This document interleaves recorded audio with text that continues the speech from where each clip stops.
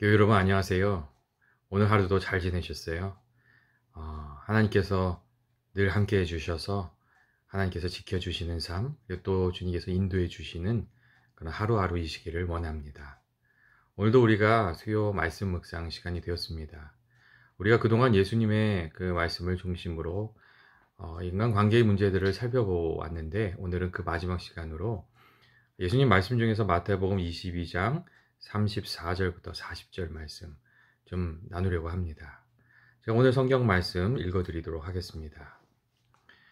예수께서 사두개인들로 대답할 수 없게 하셨다 함을 바리새인들이 듣고 모였는데 그 중에 한 율법사가 예수를 시험하여 묻되 선생님, 율법 중에서 어느 계명이 크니까? 예수께서 이르시되 내 마음을 다하고 목숨을 다하고 뜻을 다하여 주 너희 하나님을 사랑하라 하셨으니 이것이 크고 첫째 되는 계명이요 둘째도 그와 같으니 내 이웃을 내 자신같이 사랑하라 하셨으니 이 두 계명이 온 율법과 선지자의 강령이니라. 아멘. 교회 여러분, 오늘 우리가 같이 읽은 하나님의 말씀은 우리가 익히 잘 아는 예수님의 말씀으로 한 율법학자의 그 질문에 대해서 예수님께서 성경의 가르침 중에서 그 핵심만 딱 골라서 요약해 주신 그런 예수님의 말씀입니다. 예수님께서 그 이름을 널리 떨치시게 되자 사람들이 찾아와서 예수님 시험하려고 들었습니다. 특별히 바리새인들이 왔고 그 바리새인들 중에서도 한 율법학자가 예수님을 시험하여 물었습니다. 그 율법 중에서 어느 계명이 가장 큰 것입니까? 이제 그렇게 물었습니다. 이 질문은 다시 말하면 성경에서 가장 중요한 계명이 무엇입니까? 하는 그런 질문이었습니다. 그리고 그 질문을 받으신 예수님께서는 오늘 말씀을 해주셨습니다. 첫째로 그것은 우리 마음 다하고 목숨을 다하고 뜻을 다하여 하나님 사랑하는 것이라고 그렇게 말씀해 주셨고, 둘째도 그와 같은 것인데 내 이웃을 내 자신과 같이 사랑하는 것이라고 그렇게 말씀해 주셨습니다. 예수님께서는 이 두 계명이 온 율법과 선지자의 강령이라고 그렇게 말씀해 주셨습니다. 다시 말하면 그 성경이 가르치는 핵심이라고, 이 두 하나님 사랑, 이웃 사랑이 성경이 가르쳐주고 있는 핵심이라고 이렇게 말씀해 주셨습니다. 그리고 특별히 오늘 예수님의 말씀에서 우리가 주목할 부분이 있는데 그 부분은 예수님께서 그 하나님 사랑과 이웃 사랑이 서로 나누어진 것이 아니라 서로 연결된 것으로 말씀하고 계시다는 것입니다. 오늘 말씀에 둘째도 그와 같으니 라는 구절이 있습니다. 이 구절은 하나님 사랑이 이웃 사랑과 긴밀하게 서로 연결되어 있다는 것이고, 이웃 사랑이 하나님을 사랑하면서 살아가는 그 방법이라고 말씀해 주고 계신 겁니다. 그렇기 때문에 우리가 믿음 생활할 때에 살펴야 될 것이 있는데 그것은 이웃과의 관계입니다. 내가 만나는 사람들과 관계를 잘 살펴야 하고 또 사랑으로 서로 이렇게 섬기면서 살아야 됩니다. 그것이 믿음 생활을 잘 하는 거라고 이렇게 말씀드릴 수 있습니다. 만일 우리가 믿음 생활 한다고 하면서도 다른 사람에게 늘 상처 주는 말을 하고 행동을 하고 또 이기적인 모습으로 이렇게 살아가고 있다면 우리가 믿음 생활 잘 하는 것이라고 말할 수가 없습니다. 사실 진정한 그 믿음 생활은 이런 이유 때문에 홀로 떨어져 있는 기도원에서 완성되는 것이 아니고 우리들의 삶의 한복판에서 사랑과 섬김으로 완성되는 것이라고 그렇게 또 말씀드릴 수도 있습니다. 내가 매일 만나는 남편과의 관계 속에서, 아내와의 관계 속에서, 또 자녀와의 관계 속에서, 이웃과의 그 관계 속에서 우리의 믿음이 사랑과 섬김으로 나타나야 이 제대로 된 믿음 생활을 하는 것이라고 이야기할 수 있다는 것입니다. 여러분, 우리가 한 번쯤은 들었을 그 워치만 리의 이야기가 있지 않습니까? 워치만 리가 젊어서 그 농사를 지었다고 합니다. 그런데 한 번은 그 가뭄이 깊이 들었습니다. 그래서 워치만 리가 그 양수기를 가져다가 그 마을 그 아래쪽에 있는 시냇물에서 물을 끌어들여다가 높은 곳에 있는 자기 논에 물을 댔습니다. 그리고 아침 일찍 나가서 자기 논에 가 보니까 논에 물이 하나도 없는 것이었습니다. 그리고 살펴보니 자기 논과 맞대 있는 그 다른 사람, 아래쪽에 있는 다른 사람의 논에 물이 가득 차 있었습니다. 이게 어떻게 된 것인가 생각해보고 사람들한테 물어봤더니 이 마을 사람들이 하는 말이 밤에 그 아래쪽 논 주인이 와서 그 워치만 리의 논둑을 터서 그 물이 자기 논으로 다 흘러가게끔 그렇게 만들었다는 것이었습니다. 워치만 리가 화가 많이 났지만 그 자기가 예수 믿는다는 그 사실 때문에 그가 참았습니다. 그리고 다시 물을 길러다가 자기 논을 치웠습니다. 그런데 그 다음날 아침을 보니까 그 또 자기 논에 있는 물이 다 그 밑에 사람 논에 다 가 있는 겁니다. 그래서 그가 너무 화가 나가지고 그 사람한테 찾아가서 막 따졌다고 합니다. 그리고 다시는 그렇게 하지 않겠다는 그런 약속도 그가 받았습니다. 그런데 마음이 편치 않았던 겁니다. 그 약속을 받고 그 사과는 받았지만 그 워치만 리의 마음에 평안이 없었습니다. 그래서 워치만 리가 하나님께 간절히 기도했다고 하잖아요. 하나님 아버지, 왜 내 마음에 평안이 없습니까? 왜 내 마음에 이게 답답한 겁니까? 그렇게 기도했다고 합니다. 그런데 그때 하나님께서 워치만 리의 마음에 이런 감동을 주셨다고 합니다. 너는 어떻게 그렇게 일에 옳고 그름만을 따지는 것이냐? 보다 더 큰 일을 할 수는 없겠느냐? 그런 감동을 그 마음에 주셨다고 합니다. 워치만 리가 그 다음날 아침 일찍이 나가서 논에 물을 댔습니다. 양조기를 돌려서 그 냇가에서 물을 끌어들여서 자기 논에 먼저 물을 댔습니다. 그리고 자기 논에 둑을 터서 그 물이 아래쪽에 있는 사람의 논에 다 물이 흘러 들어가게 했고 그 다음에 다시 자기 논에 물을 댔다고 합니다. 그리고 그 다음날이 되었을 때에 그 아래쪽 논 그 주인이 워치만 리를 찾아왔습니다. 그리고 워치만 리 그 앞에 무릎을 꿇고 그렇게 이야기를 했다고 합니다. 저도 당신이 믿는 하나님을 믿고 싶습니다.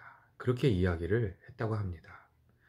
워치만 리는 사랑으로 섬기는 삶을 통해서 참 믿음의 삶을, 주님 증거하는 삶을 살았던 것이었습니다. 여러분, 우리들도 마찬가지 아닙니까? 이 사랑의 섬김, 사랑의 실천 없이 우리가 참된 믿음 생활을 한다고 바랄 수가 없습니다. 특별히 오늘 말씀 보시면 예수님께서 어떻게 사랑의 삶을 살라고 우리들에게 말씀해 주고 계십니까? 예수님께서는 내 몸과 같이 이웃을 사랑하라고 그렇게 말씀해 주고 계십니다. 여러분, 내 몸과 같이 이웃을 사랑하는 것, 그거 어떻게 사랑하는 것입니까? 내 몸과 같이 이웃을 사랑한다는 것은 내 몸을 아끼듯이 다른 사람을 아끼고 귀히 여겨주는 것입니다. 사람들은 다 자기 자신을 귀하게 여기지 않습니까? 예수님께서는 그런 마음으로 다른 사람을 좀 귀히 여겨주면서 그렇게 살아가라고 그렇게 말씀해 주신 겁니다. 또한 내 몸과 같이 다른 사람을 섬기는 것은 다른 사람에게 필요한 것도 좀 베풀면서 살아가라는 예수님의 말씀입니다. 사람들은 누구나 자기 자신에게 무엇이 필요한지를 잘 살피고 그것을 채우기 위해서 열심히 살아갑니다. 그런데 반면에 다른 사람의 필요에는 좀 둔감한 면이 없지 않아 있습니다. 그래서 우는 아이에게 떡 하나 더 준다는 그 말을 어떻게 좀 이렇게 생각해 보면 우리가 울지 않는 사람에게는 떡을 주지 않는다는 것으로도 한번 생각해 볼 수가 있습니다. 울지 않으면 우리가 다른 사람의 필요에 별로 관심을 두지 않는다는 겁니다. 예수님께서는 자기 몸을 사랑하듯이 다른 사람을 사랑하라는 말씀으로 내가 내 필요를 챙기는 만큼 다른 사람의 필요도 좀 살펴주라고, 관심을 가져주라고, 좀 관심을 가지면서 살아가라고, 좀 이렇게 베풀면서 사랑으로 살아가라고 그렇게 말씀해주고 계십니다. 또한 내 몸과 같이 다른 사람을 사랑하라는 것은 여러분 인내로 사랑하라는 뜻도 있습니다. 여러분, 우리들 중에 내 몸에 무슨 탈이 났을 때 그 몸을 가차없이 잘라버리는 사람, 버려버리는 사람은 아무도 없지 않습니까? 내 몸의 한 부분이 탈이 나면 그 병든 몸이 어떻게든 회복될 수 있도록 치료해주고 돕고 기다려줍니다. 그게 우리가 우리 자신에게 하는 일입니다. 그런데 다른 사람이 실수를 하면 우리가 너무도 냉정해지는 경우가 많이 있습니다. 그렇게 냉정해지는 것은 예수님의 방법이 아니라는 겁니다. 인디안의 속담 중에 다른 사람의 신발을 신고 심리를 가보지 않고는 그 사람에 대해서 말하지 말라는 이야기가 있습니다. 이 이야기는 그 사람의 처지가 되어 보고 나면 이해할 수 있고 또 인내할 수 있는 부분도 많이 있다는 것입니다.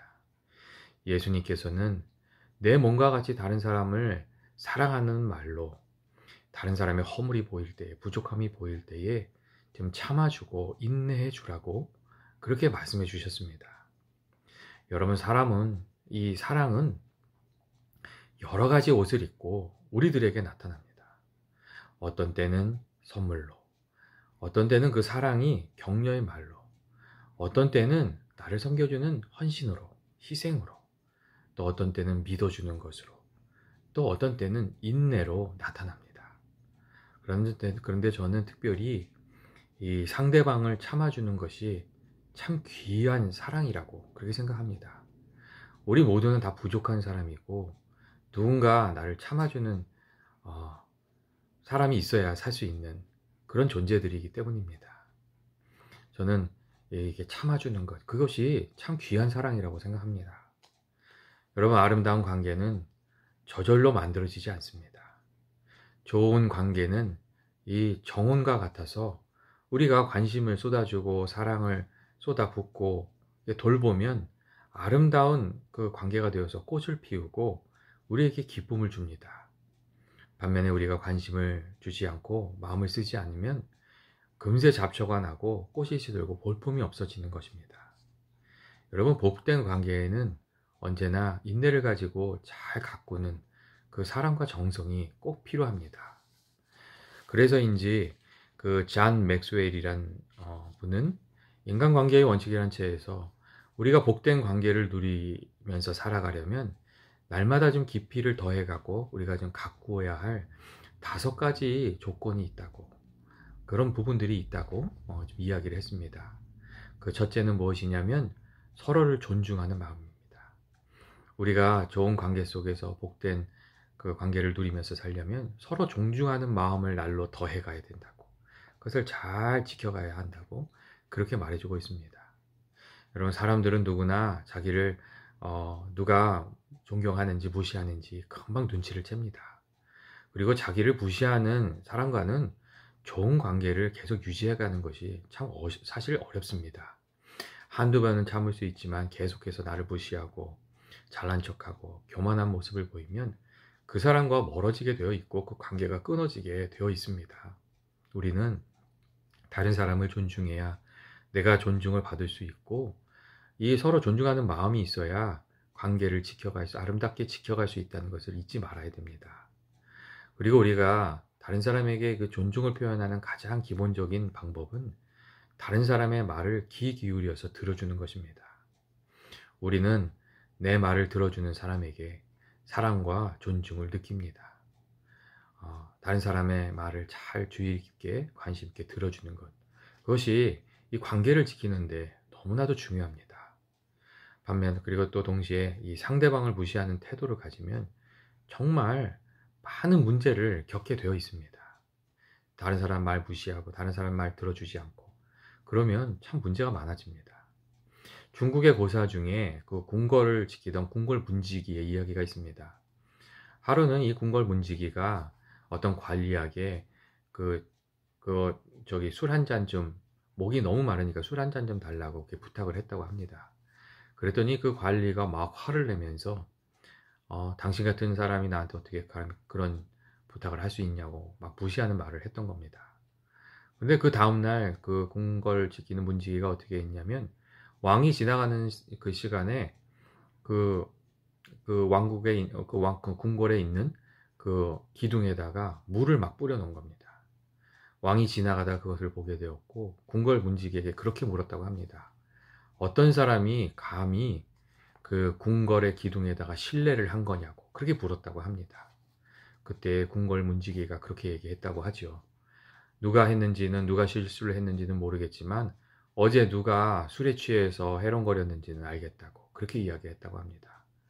그리고 그 궁궐문지기의 이야기를 들은 그 왕은 그 전날에 있었던 그 관리를 그 파직했다고 같은 그런 이야기가 있습니다.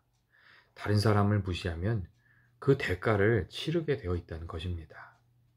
우리가 그렇기 때문에 관계를 잘 가꾸려면 다른 사람을 존중하는 마음을 잃지 말아야 됩니다.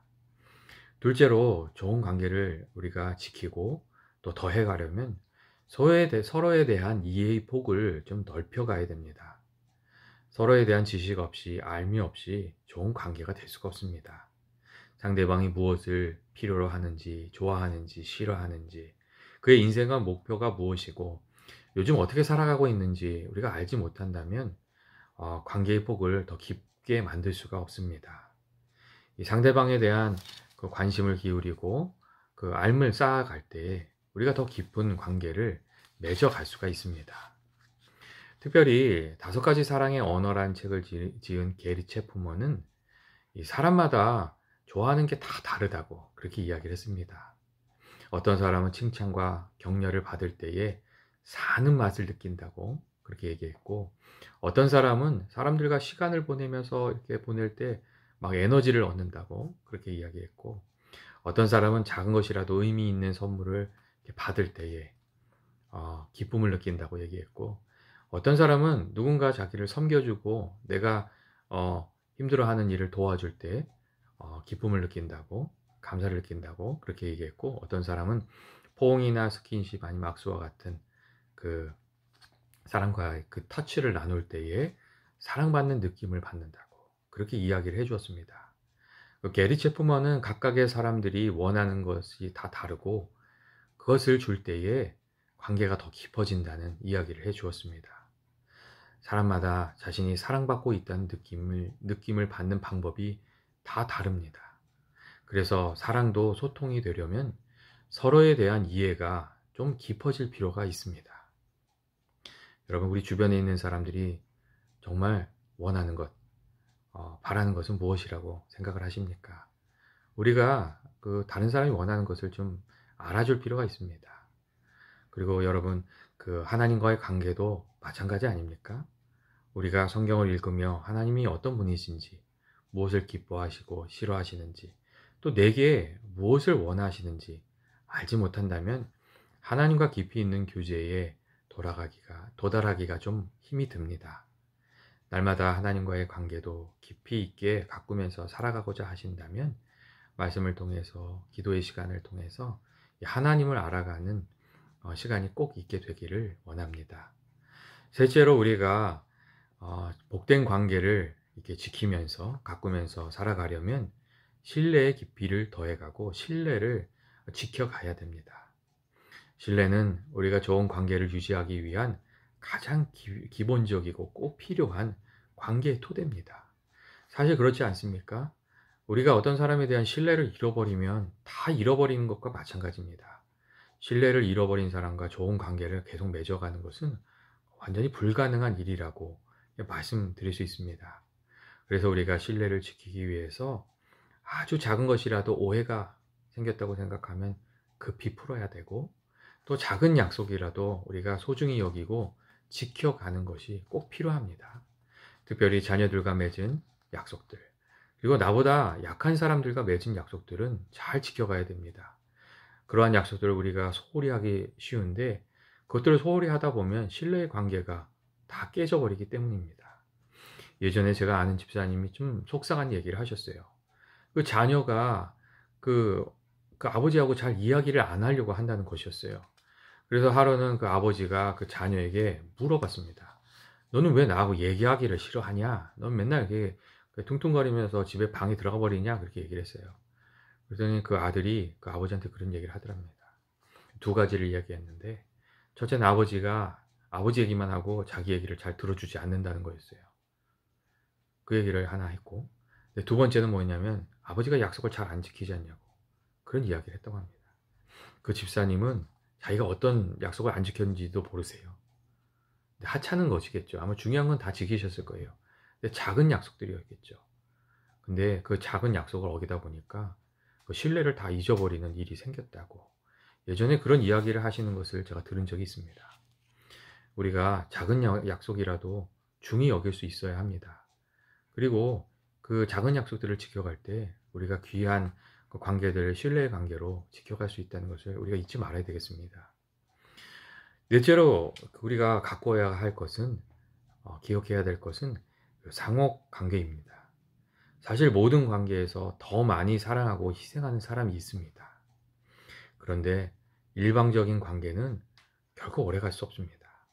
한 사람은 주고 다른 사람은 계속 받기만 하면 그 관계는 결국 깨어지게 되어 있습니다. 그렇기 때문에 우리가 귀하고 복된 관계를 가꾸고 지켜가려면 우리가 다른 사람에게 베풀 수 있는 사람이 되어야 됩니다. 그리고 주고받을 수 있는 사람이 되어야 됩니다. 작은 것이라도 주고받는 그 사랑의 그 교류가 있어야 우리가 그 관계를 잘 지켜갈 수 있기 때문입니다. 혹시 받기만 하고 베푸시지 않으면서 살아가시는 것은 아닙니까? 내가 무엇을 좀 베풀어야 하는지, 내가 무엇을 받았는지 좀 한 번쯤 생각해 보는 시간이 되셨으면 좋겠습니다. 마지막 우리가 좋은 관계를 위해서 지키고 쌓아가야 할 것은 기쁨입니다. 함께 즐거운 시간을 보냈던 그 기억이 많이 쌓여 있는 것, 쌓아가는 것, 그게 관계를 귀하게 갖고 가는 것입니다. 만약에 내가 가진 바구니가 있는데 그 바구니에 보석이 가득 담겨 있다면 우리가 그 바구니를 함부로 이렇게 함부로 하지 않을 겁니다. 반면에 내가 가지고 있는 바구니에 내가 생각하기에도 별로 중요하지 않은 것만 가득 들어있다면 그 바구니는 그냥 하찮게 생각하기가 쉬울 겁니다. 그런데 우리가 맺는 관계도 그렇습니다. 우리가 함께 보낸 좋은 기억이 많이 담겨 있으면 그 관계의 바구니가 튼튼하고 단단해서 어려운 일이 있을 때도 우리가 잘 헤쳐나갈 수가 있습니다. 반면에 좋은 기억이 많지 않은 경우에는 작은 일에도, 작은 사건에도, 말에도 이 관계의 바구니가 깨어질 수가 있는 겁니다. 예전에는 부부싸움은 칼로 물베기라는 말을 많이 했습니다. 그런데 그것은 옳은 말이 아닙니다. 자꾸 이렇게 싸우게 되고 거친 말을 주고받으면 그것이 마음에 상처로 남고 이 상처 입은 기억은 오랫동안 남습니다. 그래서 결국 하나님이 말씀하시는 복된 만남과 관계를 이렇게 누리지 못하게 하고 걸림돌이 되어버립니다. 우리가 이렇게 늘 듣고 이렇게 웃게 되는 그 이야기가 하나 있지 않습니까? 예전에 TV에서 나왔던 이야기인데 여러분 이거 잘 아실 거예요. 어느 나이 많은 부부가 퀴즈를 서로 이렇게 맞히게 되었는데 그 정답이 천생연분이었어요. 이 할아버지가 할머니한테 그렇게 물었거든요. 나하고 당신하고 관계가 어떤 관계지? 물었어요. 그랬더니 할머니가 그렇게 얘기하는 겁니다. 왼수! 그러는 거예요. 할아버지가 너무 당황하면서 아니 그거 말고 네 글자로 그랬어요. 그랬더니 그 할머니가 말했죠. 평생 왼수! 그렇게 얘기했죠. 여러분 이 이야기는 칼로 물베기도 많이 하면 상처가 깊어진다는 것을 우리들에게 이야기해 주고 있습니다. 사실 사람들은 좋은 기억보다 나쁜 기억을 훨씬 더 오랫동안 또 많이 기억합니다. 그래서 우리가 복된 관계를 지키면서 살아가려면, 좋은 관계를 이루면서 살아가려면 우리가 좋은 말은 많이 하고 좋은 기억은 자꾸 쌓아두고 나쁜 것은 가능한 하지 말아야 됩니다. 그게 말이건 행동이든 그것은 좀 피할 수 있어야 됩니다. 우리가 인간이기 때문에 늘 좋은 말, 좋은 행동만 할 수는 없는 것이 좀 사실이긴 합니다. 그래도 나쁜 기억보다는 좋은 기억이 훨씬 더 많이 있도록, 나쁜 말이나 행동보다는 좋은 말과 행동이 훨씬 더 많이 있을 수 있도록, 그러니까 우리가 좀 애를 쓰면서 살아야 우리가 하나님 말씀하시는 귀한 관계, 복된 관계, 또 하나님을 신실하게 섬기는 그 믿음의 삶을 살 수가 있습니다. 오늘 성경 말씀이 우리들에게 무엇을 말씀해 주고 있습니까?